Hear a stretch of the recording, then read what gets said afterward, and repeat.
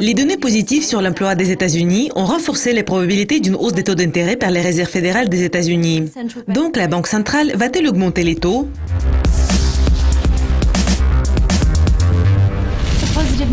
Les chiffres positifs pour juin représentent une bonne nouvelle pour la Fed et l'économie américaine, car les données du mois précédent ont été décevantes. La hausse de l'embauche par les restaurateurs, les détaillants et les fournisseurs de soins de santé a renforcé les données. Et le rapport montre que les employeurs ont ajouté 287 000 travailleurs en juin. La quantité des employés à temps partiel qui cherchent un emploi à temps plein a également reculé au niveau le plus bas depuis octobre.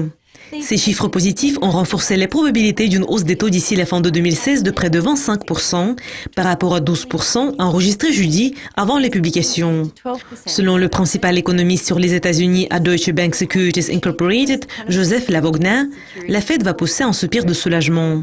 Cela va la rassurer un peu et je suppose qu'elle procède à une hausse des taux. Si ces prévisions se réalisent, elle va augmenter les taux cette année. Même si la plupart des responsables de la Fed ont suggéré qu'ils allaient augmenter les taux au moins une fois d'ici la fin de cette année, le compte-rendu de la réunion de juin a montré que le comité a généralement convenu qu'il faudrait analyser plus de données avant de décider d'augmenter les taux.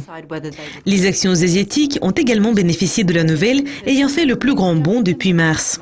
Lundi à 13h22, heure de Tokyo, l'indice MSCI Asia Pacific a grimpé de 2,4% et l'indice Topix du Japon a bondi de 3,7% à Tokyo. L'indice Hang Seng de Hong Kong a connu la plus forte hausse ce mois et l'indice Shanghai Composite l'a suivi et a renforcé ses premières semaines consécutives de gains depuis avril. Le chef des recherches sur l'Asie de la banque de Julius Baer, Mark Matthews, qui est basé à Singapour, a déclaré: l'économie américaine se porte bien, mais les perspectives pour le reste du monde les empêchent d'augmenter les taux.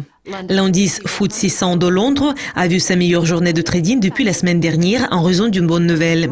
Il a atteint son plus haut de 6605,83 dans les échanges intrajournaliers. Cependant, la livre sterling a échoué et a enregistré ses 3 pires semaines depuis la crise de 1992.